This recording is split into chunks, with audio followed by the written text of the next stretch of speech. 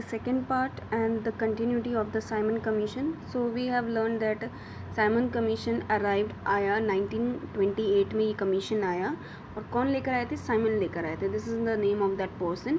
So people started greeting it with the slogan go back Simon because people were not interested in this. Why people were not interested? Because there is no single member involved from India side or from the Hindu or a Muslim side. So people completely rejected this.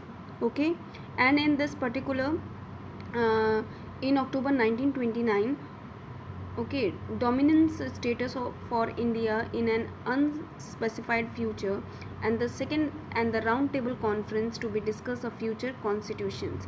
This did not satisfy the Congress leader. The radical within the Congress led by the Jawaharlal Nehru, Subhash Chandra Bose become more assertive. The liberal and the moderate who were proposal and constitutional system within the framework, British demands gradually lost their influence.